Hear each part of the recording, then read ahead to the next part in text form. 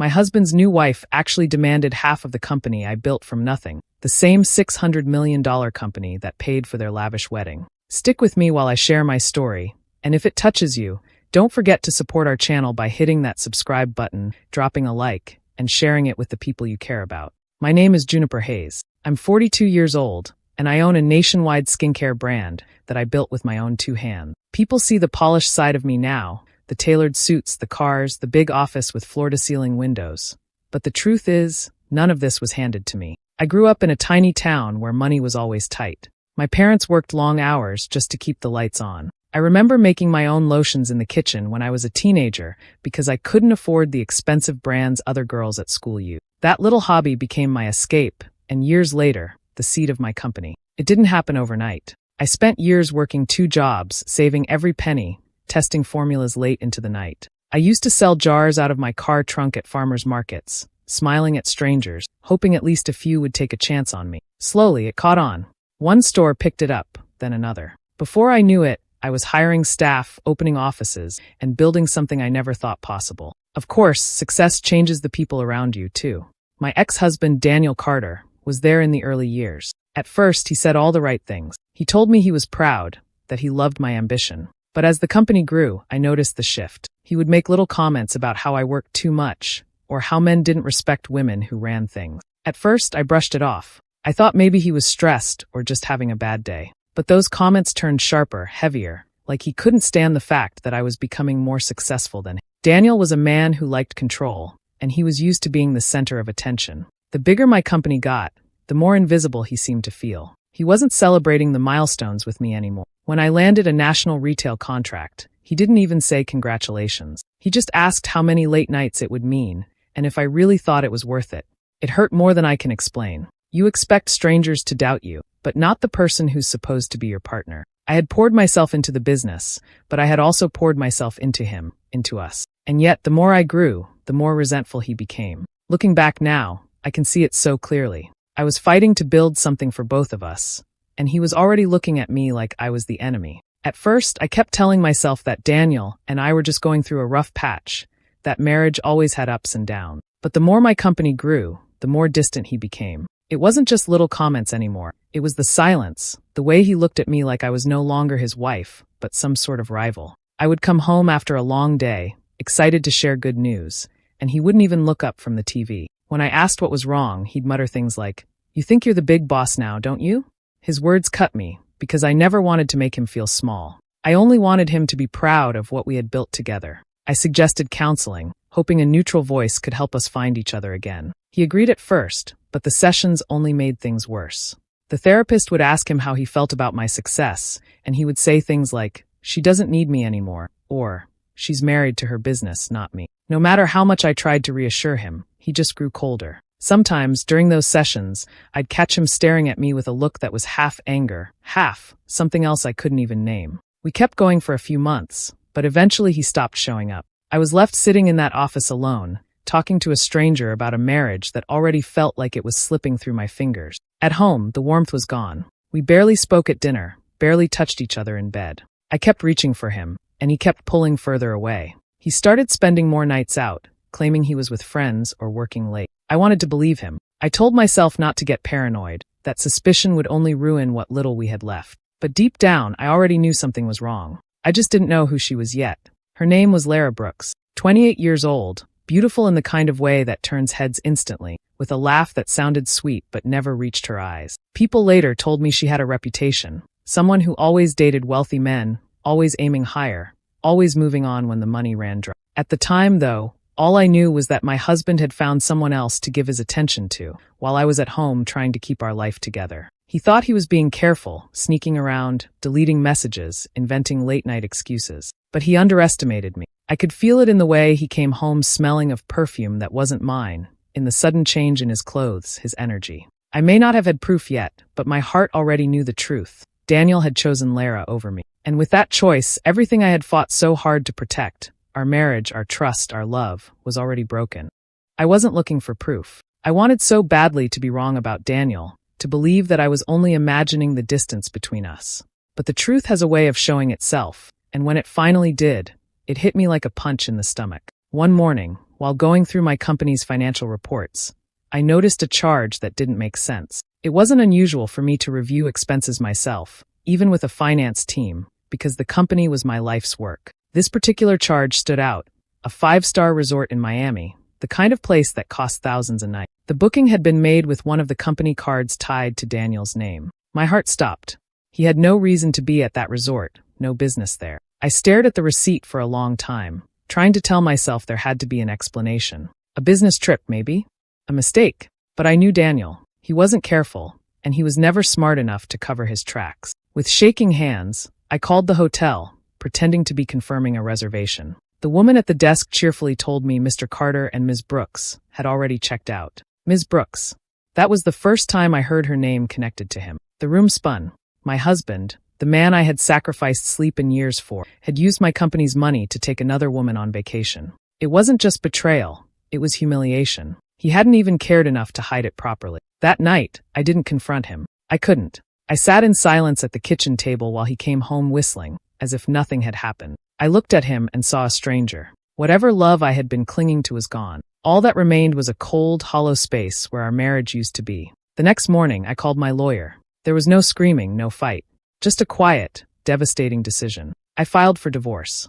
Daniel was shocked at first, pretending he didn't understand why. But when the evidence was laid out, he didn't bother denying it. He smirked, as if daring me to push him harder. I wanted the process over quickly. I didn't care about punishing him in court or dragging it out for months. I gave him a generous settlement, far more than he deserved, just to be free of him. People told me I was crazy to give away that much, but I didn't want his shadow hanging over my success any longer. The money was nothing compared to my peace. It should have ended there. But Daniel wasted no time showing me just how cruel he could be. Within months, he married her Lara. Their wedding was extravagant, dripping with luxury, and every detail was splashed across local gossip columns. Friends sent me photos without thinking, of him in a tuxedo, of her in a diamond-covered gown, smiling like she had won the lottery. They didn't hide. They flaunted everything. Lara clung to him at parties, flashing rings and designer clothes, acting as if she had been part of his life all along. Daniel played the part of the successful man, even though the foundation of that life had been built on my back. It was betrayal layered with insult, and though I stayed silent, inside me something hardened. I had lost a husband, yes, but I refused to let him or his new wife take any more from me. The first letter came in a thick white envelope with heavy paper, the kind that immediately makes your stomach sink because you know it isn't good news. My assistant placed it on my desk with a nervous look, and as soon as I saw the law firm's name printed across the top, I felt my chest tighten. Inside was a legal notice stating that Lara Brooks, my ex-husband's new wife, was filing a claim for half of my company. Half, not a dime less. According to her lawyers, Daniel had contributed significantly to the creation and growth of my skincare brand, and by marrying him, Lara was now entitled to what he rightfully should have had. I laughed out loud at first, not because it was funny, but because the idea was so absurd it felt like a cruel joke. Daniel had never lifted a finger for my company. He didn't brainstorm formulas with me in the kitchen when I was young. He wasn't the one hauling boxes at farmers markets or begging shop owners to give me a chance. And he certainly wasn't there for the sleepless nights, the rejections, the failures. He resented my success, and now, through her, he was trying to rewrite history. I flipped through the papers, each page angrier than the last. Their claim was written like a fantasy novel, painting Daniel as some silent partner who had sacrificed everything to make my dreams a reality. The audacity was breathtaking. But what made me clench my fists was knowing that he had already signed away every possible claim in our divorce. He had taken the settlement, in writing, in front of witnesses, and agreed he had no rights to my business. Lara didn't care about facts. She cared about money. A week later, she made it personal. I was leaving a meeting downtown when she appeared outside the building, standing there like she'd been waiting. She looked polished and smug, her expensive heels clicking against the pavement as she approached me. People passed us on the sidewalk, and she smiled as though this was a casual chat between acquaintances. "You know," she said smoothly, "this empire of yours should have been ours. Mine and Daniel's. You may have done the work, but he was with you, wasn't he? He was there when you built it, so it belongs to both of you. Which means it belongs to me now." I stood frozen for a moment, staring at her. She spoke with such confidence, like she truly believed she was entitled to tear apart what I had poured my soul into. "You're delusional," I finally said, my voice low. Her smile widened, and she leaned in close enough that only I could hear. "I don't need you to like it. I only need the court to like it. And believe me, I know how to win." The venom in her tone sent a chill through me, but I refused to let her see fear. I straightened my shoulders, met her gaze, and said nothing more. She wanted a reaction. Anger, tears, anything to feed her sense of power. I refused to give her the satisfaction. As I walked away, my hands trembled, but not from weakness. It was fury. Lara thought she could bully me into surrendering the very thing I had built from nothing. She thought she could twist my past with Daniel into some kind of golden ticket for herself. But she didn't know me. I had built this company through rejection, through hardship, through people telling me I wasn't enough. And if she believed I would hand it over just because she stamped her name on a legal document, then she had no idea the kind of fight she had just started. It happened on a quiet Tuesday morning, the kind where nothing feels unusual until suddenly everything does. I was reviewing company statements like I often did when I spotted a charge that froze me in place. It wasn't a business expense, not even close. It was for a luxury resort, the type of place known for champagne on the balcony and private pools. The card used for the booking was in Daniel's name. At first, I tried to make sense of it. Maybe he had gone with friends, maybe there was some mistake, maybe, but deep down I knew better. Daniel had been distant for months, and this wasn't the kind of expense someone could brush off as an accident. My stomach twisted as I picked up the phone and called the resort, pretending to confirm a reservation. The cheerful woman on the other end told me Mr. Carter and Ms. Lara Brooks had enjoyed their stay and checked out the week before. She said the name like it was nothing, but to me, it was the sound of my world breaking apart. I hung up and just sat there numb. All those late nights I had been working, all the times I told myself he was only stressed, he had been with her, using my company's money to play house with another woman. It wasn't just betrayal. It was a deep, cutting disrespect I could never come back from. When Daniel came home that evening, I didn't scream or demand answers. I couldn't.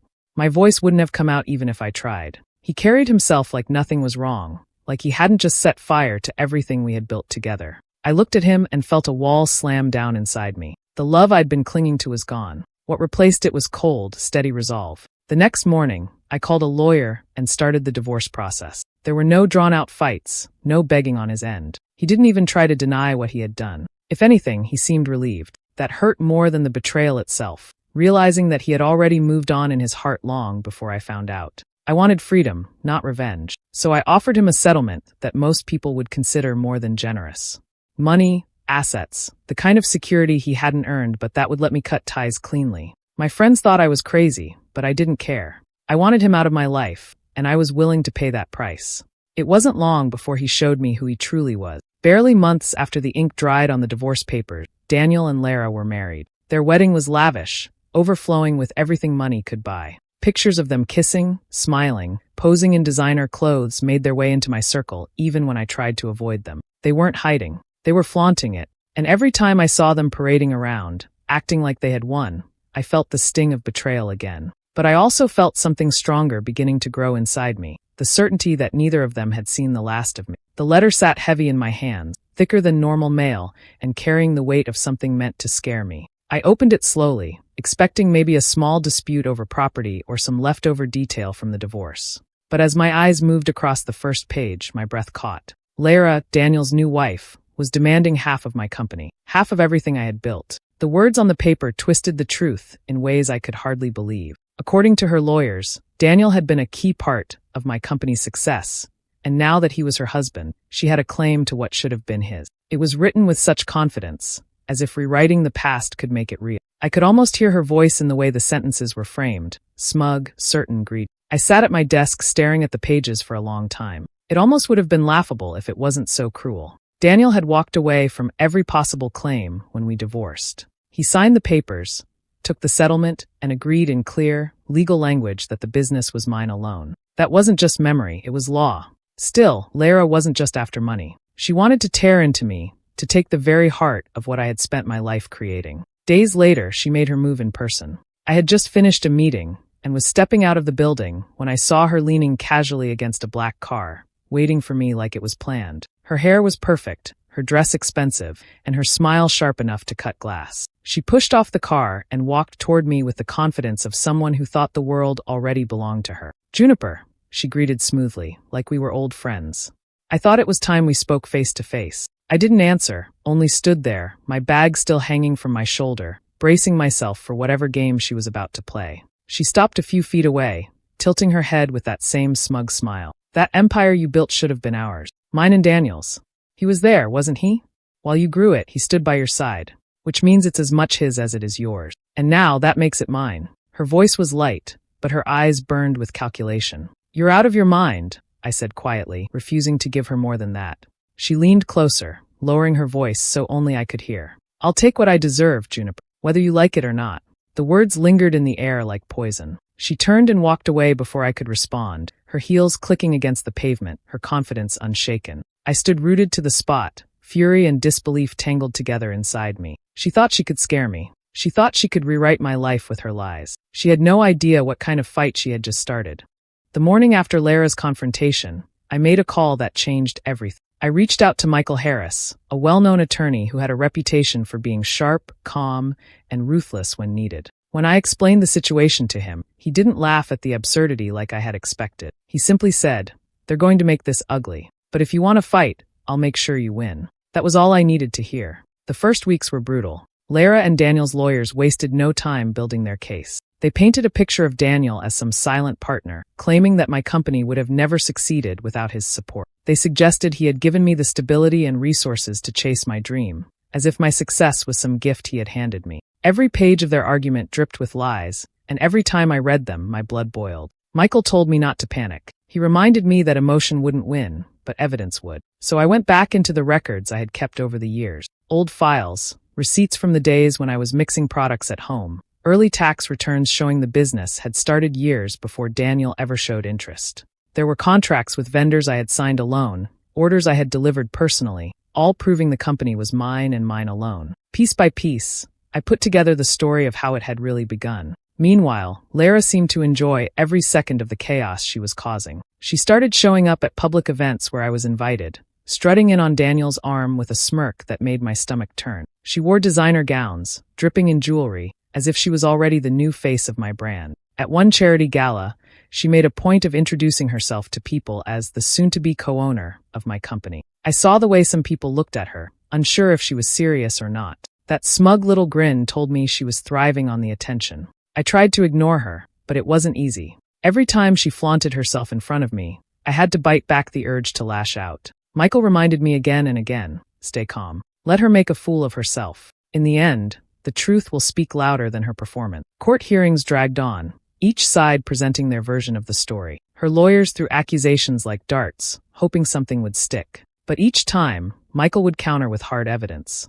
The timeline was clear. My company had taken root long before Daniel had ever lifted a finger. He was never a partner, never an investor, just a man standing in the background. The lies made the battle messy, but underneath it all, I held on to one truth. They could smear me, they could try to rewrite history, but the documents in my hands told the real story. And no performance from Lara could erase that. Michael was careful with his words when he first brought me the findings, but I could see the spark in his eyes. "We looked into Lara's past," he said, sliding a folder across the table. "And let's just say she's done this before." I opened the folder, unsure what to expect. Inside were documents, old court filings, and even newspaper clipping. As I read through them, the picture of who Lara really was became clear. She had a history of latching onto wealthy men, making herself indispensable for just long enough, and then tearing them apart when things soured. There was a businessman in Dallas who she had dated for less than a year. When they broke up, she claimed he had promised her financial support and dragged him into court. He paid her off quietly, likely to avoid bad press. Then there was an older man in Chicago, a real estate developer, who she sued for emotional damages after their split. That case didn't hold, but it still showed the same pattern: attach herself to money, then find a way to take a piece of it when she left. As I flipped through page after page, I couldn't help but shake my head. She was clever, I had to give her that. Each time she played the victim, used charm and carefully chosen words to make herself look like the one who had been wronged. And each time, she walked away richer than before. It wasn't about love. It wasn't even about Daniel. It was about greed, pure and simple. Michael leaned back in his chair, arms crossed. "She's a professional at that. Your ex isn't her first target, and he won't be her last. The difference now is the size of the prize. She's never gone after something this big before." I felt a chill run down my spine as I thought about it. For me, this wasn't just a personal attack. Lara had made a career out of preying on men with money, and now she had set her sights on me through Daniel. It wasn't about Daniel at all. It was about my company, the crown jewel she had been chasing from the start. The more I thought about it, the more my anger shifted into determination. Lara believed she could use the same tricks that had worked before. She thought I'd fold under pressure, that that I'd hand over part of my empire just to make her go away. But I wasn't one of her ex-boyfriends, and this wasn't hush money. I closed the folder, pushing it back across the table. She picked the wrong person this time, I said quietly. Michael nodded. Good. Because she's about to find out you don't scare so easily. In that moment, I understood something important. This wasn't just about protecting myself anymore. It was about stopping her pattern, making sure she couldn't keep destroying lives for her own gain. Lara thought she was playing the same game she had always played, but I was ready to end it once and for all. I invited Daniel and Lara to dinner at an upscale restaurant downtown. The message I sent made it sound like I was ready to put everything behind us, that I was open to finding common ground. I knew that would tempt them. People like Lara can't resist the thought of someone giving in. Sure enough, they showed up right on time, dressed like they were attending a celebration rather than a serious discussion. The moment we sat down, Lara took control of the conversation. She ordered champagne, lifted her glass, and smiled at me as though she'd already won. It's nice to see you finally coming to terms with reality, she said smoothly. This company of yours, well, soon it'll be ours. I've already been thinking about changes I'll make once it's under my name. I kept my face neutral, even managed a small smile, though every word made me want to lash out. Hidden in my purse, my phone was recording. Every arrogant promise she made, every detail of her so-called vision for my company, was being captured in crystal clarity. Daniel barely spoke, letting her run the show. When he did open his mouth, it was only to agree with her or nod proudly,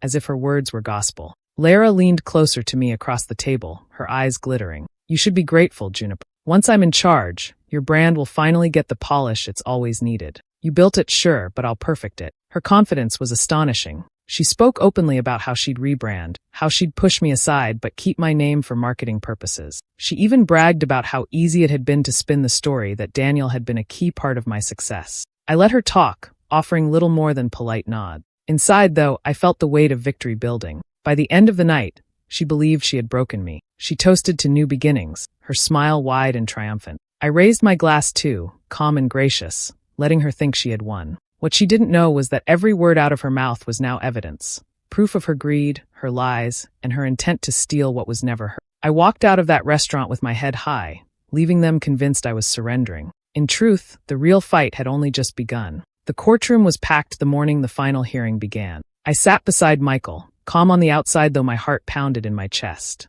Across the aisle, Lara looked polished and smug, dressed as if she were already the new face of my company. Daniel sat beside her, quiet but avoiding my eyes. Michael opened with the divorce settlement. He laid the papers neatly before the judge and explained in clear words that Daniel had signed away every possible claim to my business. His signature was there in black ink, with no room for argument. The judge read it carefully, then nodded, already seeing the truth. Next came the stack of files we had gathered about Lara's past. Michael walked the judge through each case, the businessman in Dallas, the real estate developer in Chicago, others in between. Each story was the same pattern, a wealthy man, a short romance, and a lawsuit that ended with money in her pocket. Murmurs rippled through the courtroom as the pattern became obvious.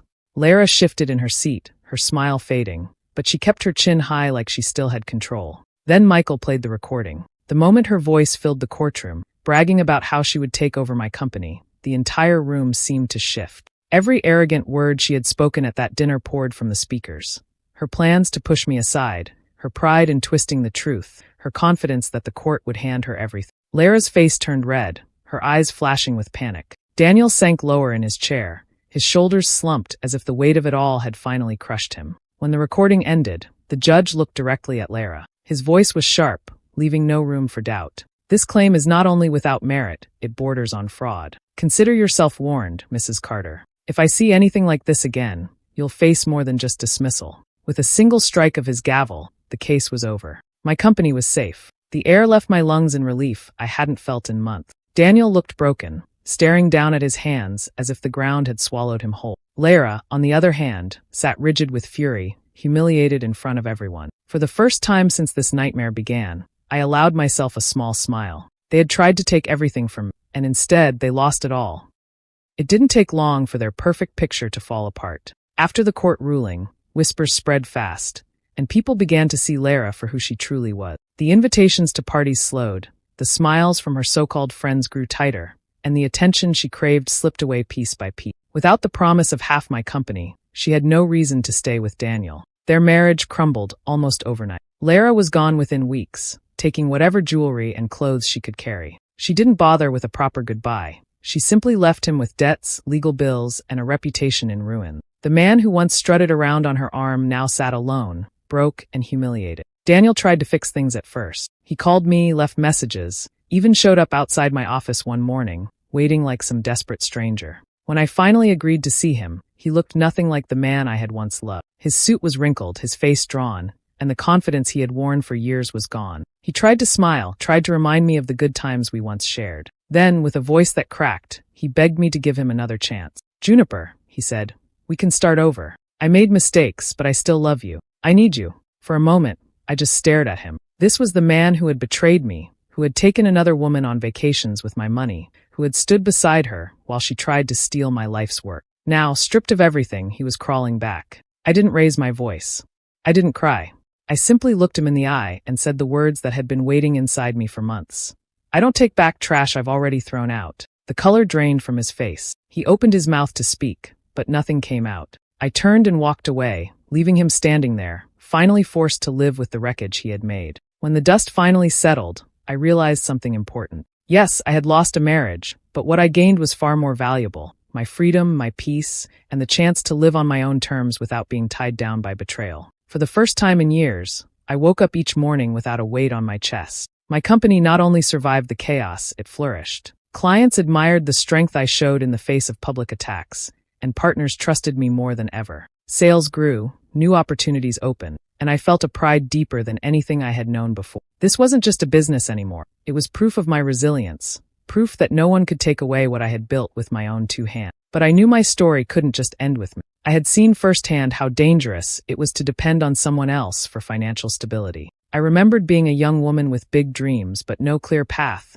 and I decided I wanted to change that for others. So I launched a program to help young women start their own businesses. Workshops, mentorships, small grants, all aimed at giving them independence so no one could ever hold power over their lives. Watching those women grow, seeing their ideas take shape and their confidence blossom, became one of the greatest joys of my life. It was more satisfying than any courtroom victory could ever be. My revenge wasn't just about defeating Lara or shutting Daniel down. My true revenge was thriving, expanding my empire, and using my success to open doors for others. Looking back, I realized betrayal had forced me to become stronger. Love had left, but strength, freedom, and vision had taken its place. That was the victory neither Daniel nor Lara could ever touch. Was Juniper right to stand her ground and walk away from Daniel forever? Or do you think forgiveness should have played a part? I'm curious to know your thoughts in the comments below. And if you enjoyed this story, be sure to like, subscribe, and turn on notifications for more.